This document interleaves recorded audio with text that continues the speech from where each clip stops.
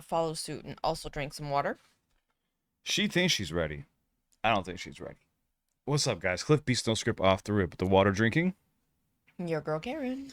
We got Jefferies taking an MD sufferer to see a prostitute. I can't say the word all the way. All right. I'm still waiting for YouTube to change their swearing guidelines. I used to have a whole different intro, but they took it away from me. And I guess YouTube's rolling out a thing now where you could actually curse in the videos. Dude, they go back. They're bipolar. I don't understand. Do me a favor. Go like, go subscribe to Jefferies. That's the most important part of this video. Now, I did this a long time ago, so I don't fully remember it. I have the premise. I just don't remember every tidbit. It was... oh, gee, maybe 2-3 years ago, like when I was right around the time I was starting the channel. So go like, go subscribe. Please show love to Jefferies. Oh, geez. We appreciate you guys showing love on the last one. And you ready to get this? Oh, yes. Let's go. This sounds like it's going to be something else. It's Jefferies. He's enjoying himself. Go like, go subscribe. See what we got. Is he the MD surfer? Is it what? Is he the MD sufferer? You never know. You said he's enjoying himself. Oh, that's not water, I don't think. Nope, I was right. It's a little magic trick for you. How many more do you reckon there's behind there? There's a dwarf behind there mixing me a cocktail. He is tipsy. I am fucking drunk now. All right. I'm going to tell you a story. This story is very long. The first 3 minutes of this story are very depressing. Just hitching up my pants. First 3 minutes of this story are very depressing, but there is a moment where this story takes flight. And you have to hang in there with me until this moment and trust me that the story is going to get good. I grew up at number 3 Turramurra Street. At number 5 was my 2 best childhood friends, Andrew and Daniel Connor. Daniel was born with a disease called muscular dystrophy. If you don't know what muscular dystrophy is, it's a horrible disease that wastes away at your muscles. It's the same as Lou Gehrig's disease or motor neurone disease, except you're born with it. You get diagnosed when you're about 6 years old, when you're not walking right, and they put you on crutches. By the time you're 10, you're in a wheelchair. By the time you're 20, you're in a completely vegetated state. Most people die before their 25th birthday. Dan's lived to be 33 years old, still alive and kicking. Let me rephrase that. Still alive. He's actually died 7 times in his life and been resuscitated 7. Jesus. And I once asked him, I said, Dan, what happens after you die? And he said, nothing. So good luck with your religion and your faith. I'll take an actual statistic. Now, his family had since moved to Melbourne. I had moved to Great Britain. I went to do the Melbourne Comedy Festival. This is about a year ago. I hadn't seen him in all that time. His brother Andrew came to see my show, and then Andrew took me to see Dan. And I went in to see him, and I'd never seen anyone live this long with this disease, and he's laying on a bed. His eyelids are a muscle that he can't keep open anymore, and he's just squinting through these little things, and he has a breathing mask on him to keep his lungs working because the lungs are a muscle that he can't keep pumping. He has a heart monitoring machine in case he flatlines in the middle of the night and someone has to resuscitate him. And as soon as I walked in and saw this guy that I used to run around with as a child, I burst into tears. There's nothing worse you can give anyone in this world than pity, you know? I went in the corridor, I felt like a right prick, and I was fucking wiping my eyes off. And I went back in, and I sat with Dan. His brother Andrew went off to work, and me and Dan chatted for a while. 20 minutes into the conversation, Dan says to me, Jim, I'm 32 years old. I've never been with a woman. Will you take me to a prostitute? And that's where the story picks up, ladies and gentlemen. Oh, shit. I have to pause. I couldn't even imagine, because we take a lot of things for granted in life, you know, and there's people. Now, I think with MS, wait, is MS MD. the same? MD? No. Oh, which one? Oh, okay. Because one of my Multiple buddies. sclerosis. Okay, you're right. Because one of my buddies was diagnosed with MS a few years back, and he's pretty messed up now. you take me to a prostitute. And that's where the story picks up, ladies and gentlemen. Because I went, fuck yeah! And he went, but don't tell my brother, he wouldn't understand. I said, that's where you're wrong. I have known your brother my entire life. Trust me, he will understand. And against Dan's will, when Andrew came home from work, I pulled Andrew aside and said, Andrew, look, here's the deal. Dan's asked me to take him to a prostitute. I'm going to do it whether you like it or not, but I think as his brother, you should come along and help out. And Andrew went, we're not doing it. And I went, why? And he went, it'll kill him. And I went,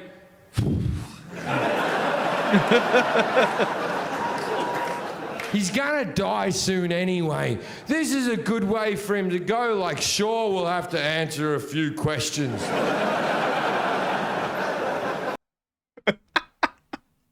You know who he looks like right now? Hopper from Stranger Things. Oh, okay, yeah, I can A little see that. bit. I can see similarities. I'm sorry. But no, it was just funny. He was just like, what life is this? Right. And he said, we're not doing it. And I said, why? And he goes, because Mum doesn't like you already. And I went, your mum's never liked me. That's why I'm the right guy to kill your brother. And he said, all right, we'll do it, but he can't have full sex. Full sex will kill him. He can only have a blowjob. And I thought that was fairly reasonable. So we went back in and saw Dan. He was where we left him. And we said, oh, fuck. Dan, here's the deal. I know you told me not to tell your brother, but I told you, brother. Me and him are both going to take you to the knock shop tomorrow, mate. But you can't have full sex. You can only have a blowjob. And Dan went, I want full sex. And his brother Andrew went, Dan, you're in no position to argue with anyone ever. Then Dan reluctantly agreed. Now, prostitution in Australia is legal. So I spent the rest of the afternoon going through the phone book trying to find a brothel with wheelchair access. Best afternoon ever! Eventually I found one, the biggest brothel in the Southern Hemisphere, the Daily Planet, or as the Australians call it, 4 floors of whores. 4 floors. It's a 24-hour brothel because Australia's a go-ahead country. So we decided we were going to go early in the morning, like real early, like 6 a.m. We wanted to go when the place was quiet and we weren't going to cause a scene. So we wake him up at 6 o'clock in the morning. It's hard to tell if he's awake. And we get him in his chair. Now, he hasn't got your bog standard fucking wheelchair. He's got one of those big sort of silver-looking things with the truck tyres on it. I think the model's called a Hawking. And oh, Stephen Hawking. Oh. I think the model's called a Hawking. And I just caught that. even though his muscles don't work, they get sore. So this thing can move him from side to side and back to front and even into a full bed. So we get him in the chair, then we order a taxi. And then it's not like you have black cabs out there. It's like a normal car. But they've modified the back to go higher, and they drive him up through the boot, and they strap him in there, and he sits up high with windows all around him like a big retarded Pope. Or as the Catholics would say, the Pope. And we drive off to the brothel. Now, when we get to the brothel, it takes 10 minutes to get him off the taxi. I see this as my window of opportunity. So while they're getting him off the taxi, I run into the brothel. Now, there's 2 ways that brothels work. Either the prostitutes will stand in a row in their lingerie and you just pick the one that you want. Or they'll stand around in a bar in evening gowns and high heels, and you walk up to the one that you like the look of, chat to her for a bit, act like you've got some type of connection with an Eastern European woman, then take her upstairs and fuck her if you need your life to be this delusional. This is one of these situations. So while they're getting Dan out of the cab, I run into the brothel and go, everyone, quickly, gather round. I haven't got much time. And these 14 bemused hookers shuffle over, and I went, look, here's the deal. I have a severely disabled friend with me. If you're not up for it, speak now or forever hold your peace. And one of them went, how bad is he?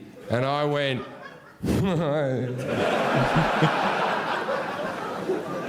pretty fucking bad.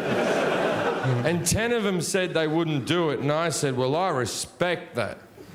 But can you please go and hide, because I don't want him to be rejected by hookers. And these 10 girls shuffle away in their evening gowns and their high heels with gonorrhea falling out of them. I am now left with 4 girls. The best looking one by a mile stays. Dan wheels in, looking like Jabba the Hutt, breathing like Darth Vader. 2 of the girls run away, and I'm like, are you fucking kidding, you sluts? I just asked you nicely. So we're now left with 2 girls. The best looking one's there, the other one's a fucking troll. Now, out of respect for the ugly one, I go to Dan, I go, Dan, there's only 2 girls working today, mate. Which one do you want? And he said, the one in the green dress. Now, neither of them had a green dress. I stand up and look at Andrew and went, what the fuck is all this about? And Andrew went, oh yeah, his eyes are fucked as well. Now, it turns out that Dan's colourblind. It's not part of the condition, it's just unfortunate. Oh my God, it gets worse. Worse. I don't remember this. I sat with the hooker. Now I'm going to pay for everything. Now, the reason I'm going to pay for everything is simple. I told Dan and Andrew that I would pay for everything as long as I got to tell this story to hundreds of thousands of people in the future. And they said, of course you can, Jim, but be respectful and change our names. Which sounds like the right thing to do now, doesn't it? Now, I haven't changed their names. Their names are Andrew and Daniel Connor from St Kilda, Melbourne, Australia. He doubled down and gave them their location and everything. I would have liked to have changed their names. It is the right thing to do. But I look at it this way. Even if I changed their names and their parents started watching my comedy, they'd be like, my word, doesn't Randy and Steve sound like our kids? Didn't Jim grow up with a lot of people with muscular dystrophy?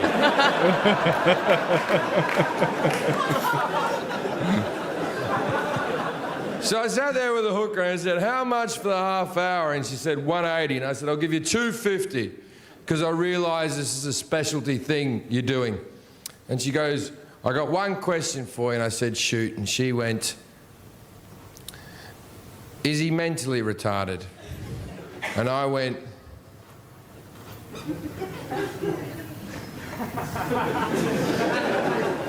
oh, yeah. That's what I do. I find mentally retarded people and take them to prostitutes. I'll be masturbating in the corner. He doesn't even know he's here. And she went, okay then, but if there's 2 of you, we'll go, no, he's not mentally retarded. It's his choice to come here. There's a good chance he'll die. And she went, what am I meant to do with him? And I went, I don't know. I've never been a hooker. But I'm thinking, give him a bit of a show, dance around a bit, rub your tits in his face, then suck him off. But don't sit on him or fuck him. It'll kill him. It's crazy how he's telling this while absolutely getting sloshed. Yeah. He's just He's like, nonchalantly just holding his beer, just telling the story. Respect to Australia, man. So we go up to the room, which thank God was on the first floor. And me and Andrew look at Dan like 2 proud parents watching our child go to school for the first time.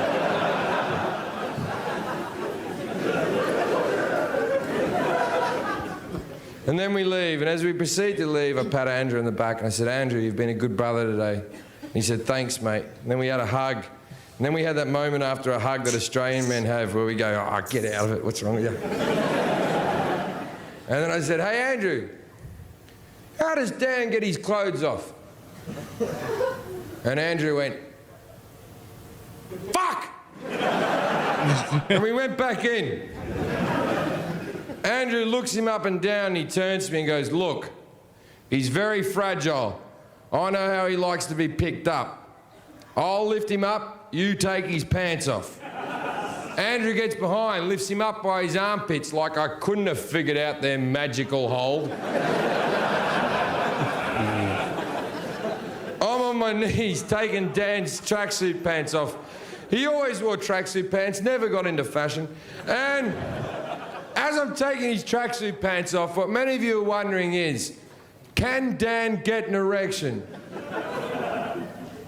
And the answer is yes.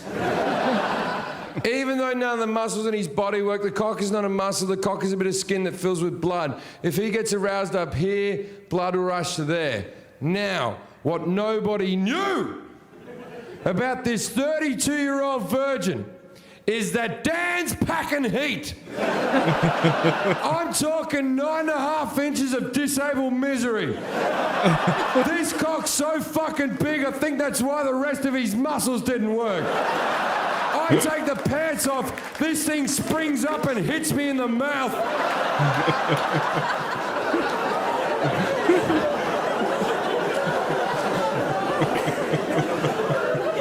Then the hooker goes, let's do the light.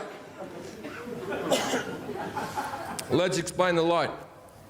When they legalised prostitution in Australia, they didn't legalise it in all forms. For instance, you cannot get a street-walking hooker, you cannot get a prostitute to your hotel room. You can only go to a brothel in a safe environment where they have security for the girls in case a man shows up being drunk and dickhead or whatever. And also it's safer for the people who go to brothels because the girls get tested for STDs every month. So arguably, you're better off in Australia fucking a prostitute than picking up a girl in a bar. But I'm not going to have that conversation again. You try explaining that to a girlfriend, it's a fucking minefield. I was about to say, again? But also they make it safer for the girls. If you're a guy who goes to a prostitute, you have to undergo the light. Let's explain the light. It's very simple. Sounds like what it is.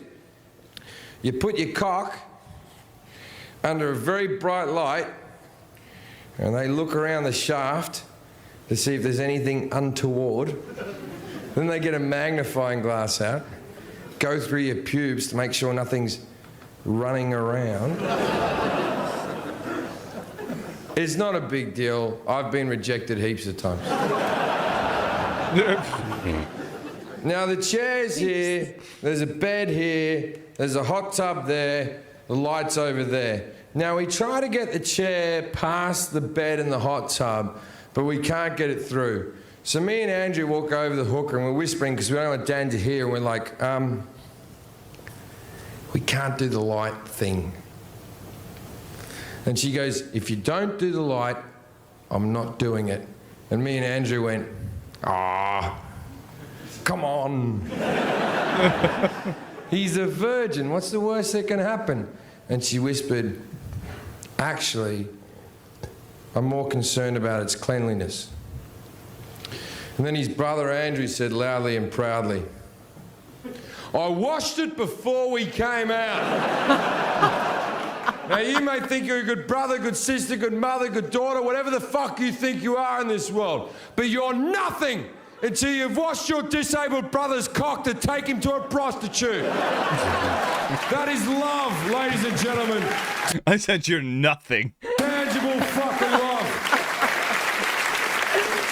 Oh my gosh. So we looked at Dan. Everyone agreed it was time to go. We looked at Dan. Me and Andrew looked at him and went, we're going now, mate. If you've got anything you want to say to us, say it now, because we're going to leave, mate. And this is what Dan did.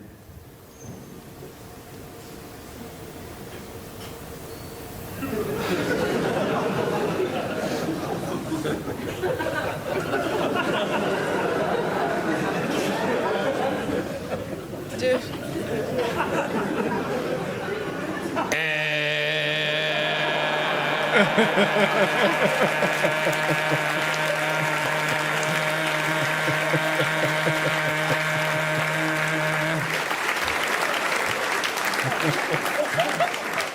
Leave! So, Respect. me and Andrew went back down to the bar and we hanged out with the hookers. There's like 10 of them sort of mulling around, you know. We're standing there. We don't know what Dan's up to, but we're standing around the bar with all the hookers. And then 5 guys from London walk into the bar who are obviously out of their fucking skulls on coke. Now, if you've never taken a lot of coke, and if anyone's got any... It's a nightmare to fucking deal with. Oh, God. Now, if you've never taken coke, you know, when like 5 or 6 guys get together and take coke on like a Tuesday, there comes a point at about 6 in the morning when we go, well, you better call up some chicks, maybe, and you call up ex-girlfriends, like bring some friends.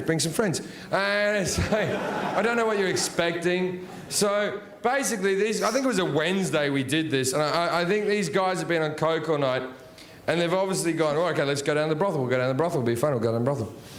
And I'm standing at the bar chatting with all the hookers, and these 5 guys from London walk in, and one of them recognises me and goes, Jim fucking Jefferies. Jim fucking Jefferies. I know you, mate. I know you, the comedian, the Spaz approved guy, the comedian. And I went, hey, how you doing, man? He goes, hey, Jim. You want a line of coke? And I went, yes. And I went up to the toilet and did a line of coke. And I come back out, and obviously I've left Andrew alone for too long. And he was sort of panicking all by himself, and I sort of walk in like, what's wrong? And he goes, what if we've done the wrong thing here? What if he's in there dying right now? What if he stopped fucking breathing? Or what the fuck, his heart stopped? What the fuck are we meant to do? I said, not a problem. He's all fucking hyped up now. I'll resuscitate him. And he said, do you know how to do that? I said, no, I don't, but how hard can it be? Push, push, blow, blow. Blow, blow. Well, now he's all geeked up, so now he's thinking, I can do. That's what happens. You do some blow, you think you could do anything. I haven't embellished that in the slightest. That's the exact thing I said to him. Push, push, blow, blow. Then the prostitute walks back in the room, who was with Dan. So I'm staying with the 5 coke fiends, 10 prostitutes. She walks in the room. It's like that moment in a movie where the needle on the record just sort of goes, eh, and everything stopped. And she walked in and she said, well, it's over. And me and Andrew in unison went, is he dead?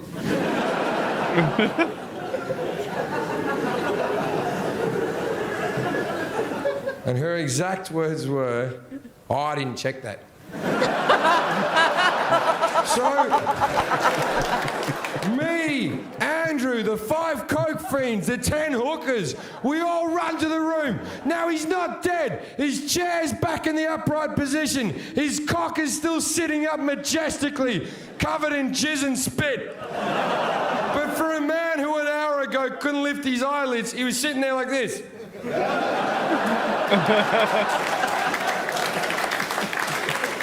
Now you might be wondering why his eyelids were up like that. Let me explain something. It wasn't through happiness. I'll tell you something about myself. I'm 33 years old. I've been masturbating since I was 10 years old. And in that time, I have not missed a day. Every single day I masturbate. Haven't missed a fucking day. Every day I'm in a hotel room with a laptop way high up on my chest here. So I don't have to look at the filth I'm doing to myself. So I'm watching porn here, and 9 times out of 10 I hit the Apple sign, right? The Apple sign. And I do this every single fucking day. Yet I would be mortified if any one of you was to ever see me doing this. I would want to fucking kill myself. And I do this every single fucking day. Now imagine if you've never ejaculated through the power of yourself. You've never had another person do it. You're 32 years old, and for the first time you've shot a lot of fucking stale jizz all over the fucking room.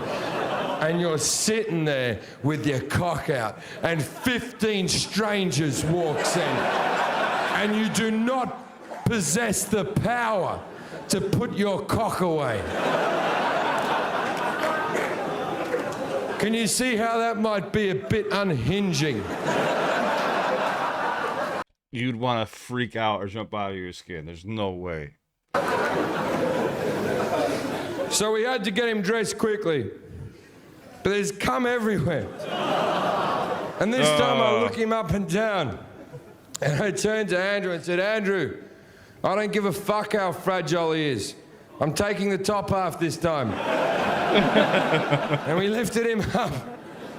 And we put his pants on. And we proceeded to leave the brothel. Now, as we left the brothel, I turned to Dan. I said, Dan, I paid for a story. Please tell me what happened.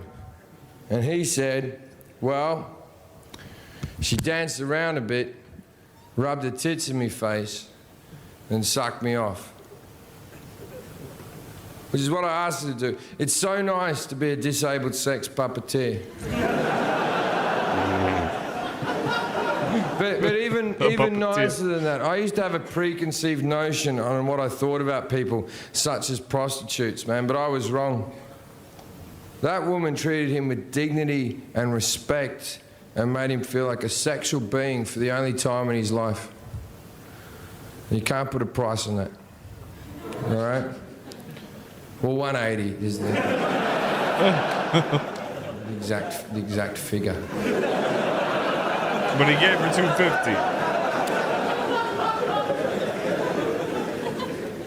250. Then we go up front and we go to call a taxi, and the taxi driver who drove us there is still sitting out the front in his car, and he winds his window down and looks out and goes, I'll drive you home for free. I just need to know what happened.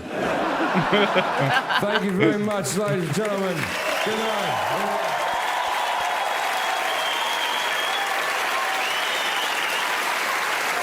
He said, I'll drive you home for free. I just need to know what happened. When he come back out? It's funny. Oh, man. That was a good story. How'd you feel about that story? That was crazy. It was funny. Yeah. Yeah, it had its really funny moments. He said, I don't care how fragile he is, I'm taking the top hat. He said, I'm not doing that again. There's no way. Oh, man. You can only wish to have, friends and brothers or family that's willing to do that for you. That's got to be terrible. Yeah. Like I said. Not really live a life. No, that's why when he said in the beginning, he was like, he might die. He was like, like what does he got going on right now? I bet you now he's hooked. Now he's like, hey, Tay, you want you can Maybe. I don't know. I don't know if he's still alive. When was this recorded? This was uploaded 8 years ago. Wow. Oh wow. It's been some time. So yeah, that's crazy. That was funny though. No, yeah, it's a really, I mean, it's a real story, but it has its funny elements, and sometimes that's some of the best comedy is just telling a real story.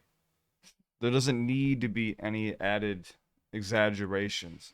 Yeah. I think that's why this was for him. He's just sitting there nonchalantly drinking beers because he's like, I've told this story a million times. I could tell it one more time. He probably loves reliving every moment of it, except the part where he gets hit in the face. I mean, I think that's part of the comedy skit for him. It's fun. I mean, you look, for a friend, Sometimes you gotta take a tick to the face. No, I'm just kidding. Hey, Okay. I'm kidding. I'm just saying, like, he's got muscular dystrophy. He's been his friend. I know. You see what I'm saying? Yeah, I I don't even know. know. Who knows if that's even true? He might have just added that in there for the skit. Who knows? It's funny. Yeah, but yeah, Jim Jefferies. I just like how he's unfiltered too. No, I haven't seen any of his recent work. Some people, like I've seen a few comments talking about. I don't know why, but I mean, some people just say some mean shit. But I've seen some comments saying like, "Oh, like back when he used to be funny." Like I don't know if that just has to do with his views on the world, because people will start attaching politics to comedians and stuff like that, or I don't know. I haven't seen any of his recent work. I've checked out a couple from Jim Jefferies, but YouTube kept slamming these videos. So you might see a few words edited out here and there because I don't. YouTube says we can swear, but then we can't swear, and then we violate guidelines. I don't even know what's happening. Dude, I had a video pulled down for a guy dressed up as Leatherface chasing somebody out of a haunted house, and it was somebody else's video. I was up for 2 days fighting YouTube for it, and I'm like, how is that video still up, but my video's taken down? And I had to go to YouTube school. It was. I'll make a video about it, but oh my god, yeah. Oh, do I have some stories about YouTube? Not as good as this story, but oh. No, my stories are more like depressing, make you never want to create content ever again in your life. But yeah, please show love to Jim Jefferies. This was taking an MD sufferer to see a prostitute. Say prostitute. So comedian-wise, though, do you like Jim Jefferies? Yeah, he's funny. He's funny? Would you like to check out more? I would, yeah. Okay. I like how unfiltered he is, like you said. Yeah, he's like, from what I've heard so far, he's just been very like real, straightforward. There's a few other artists I want to show you too, but guys, if you have any suggestions, comment down below. Let us know exactly what we have to see. We got you guys covered. Obviously, I didn't pause a lot during this video, but we're supposed to for copyright reasons. So hopefully we're safe here. But we love you guys. Stay safe. It's on to the next one. Let us know what you guys thought of this story. And if there's anything else you want us to check out, you're more than welcome to comment down below. I know we check out songs and stuff. We're not done with that. We're just buying time while I think I have like 17 videos taken down right now. So I'm just waiting for YouTube to get their act together. But we appreciate you guys. We love you. Stay safe. It's on to the next one. You'll see a video pop up right here. We hope you guys enjoy it. If you ever need me, you're more than welcome to shoot me a message. I'm always here for you. But please show love to Jim Jefferies. That's the most important part of this video. Ready to rock? Ready to roll. And take me to a brothel? Just kidding. She was like, what? All right. We love you guys. Stay safe. It got real quiet. I felt the tension.